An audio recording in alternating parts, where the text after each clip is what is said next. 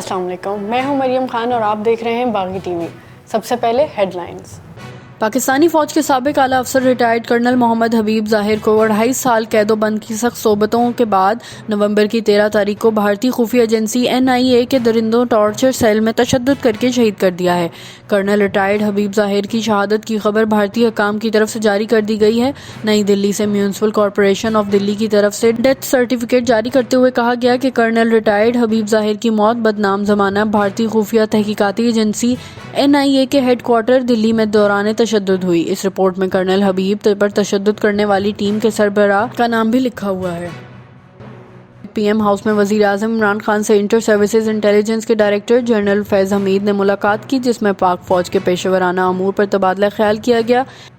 نابینا مظاہرین نے مال روڈ پر 2 ہفتے سے زائد دھرنا دیا، جس پر وزیر اعلیٰ پنجاب سردار عثمان بزدار کی جانب سے بنائی جانے والی کمیٹی کے سربراہ MPA نذیر احمد چوہان نے مظاہرین کے ساتھ مذاکرات کیے اور ان کے مسائل سن کر حل کرنے کا وعدہ بھی کیا۔ نواز شریف جب لندن میں اپنے صاحبزادے حسن نواز کے پارک لین فلیٹ میں پہنچے تو پاکستانی کمیونٹی کی ایک بڑی تعداد نواز شریف کے گھر کے سامنے جمع ہو گئی، جن میں مرد اور خواتین بھی شامل تھے۔ کئی عورتوں نے بچے بھی اٹھا رکھے تھے۔ لوگ اس وقت بلند آواز میں میگا فون پر نعرے لگا رہے تھے، دیکھو دیکھو کون آیا، چور آیا، چور آیا، مریم کا پاپا چور ہے، مریم کا پاپا چور ہے۔ اس موقع پر لندن پولیس کی بڑی تعداد بھی موقع پر موجود تھی۔ ڈیوس کپ کے انعقاد کا معاملہ بھارتی لابی کامیاب رہی۔ انٹرنیشنل ٹینس فیڈریشن نے پاکستان کی اپیل مسترد کر دی ہے۔ دوسری طرف انٹرنیشنل ٹینس فیڈریشن نے ڈیوس کپ ٹائی نیوٹرل مقام پر کروانے کا فیصلہ برقرار رکھا ہے۔ PTF کا یونٹ میں شرکت کا فیصلہ احسام الحق اور عقیل خان کے انکار کے بعد جونیئر ٹیم بھجوائی جائے گی۔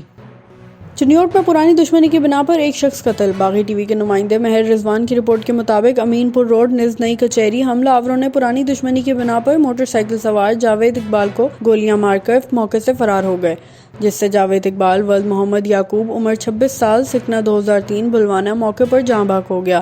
تھانہ بھوانا پولیس مصروف تفتیش ہے۔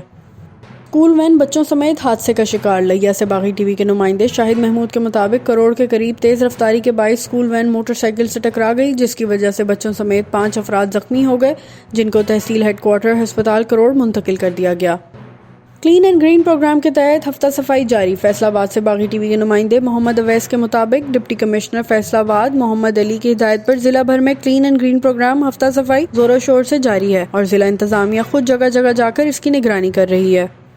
بھائی نے اپنے ہی بھائی کا گھر تباہ کر دیا۔ باغی ٹی وی کے نمائندے فیضان ارشاد کے مطابق گجرات کے نوائی علاقے جلال پور جٹا کے تھانہ صدر میں وہاں کے رہائشی پرویز اختر نے رپورٹ درج کروائی کہ میری غیر موجودگی میں میرا ہی سگا بھائی 6 ماہ سے میری بیوی کو قتل کی دھمکی دے کر زیادتی کا نشانہ بنا رہا ہے۔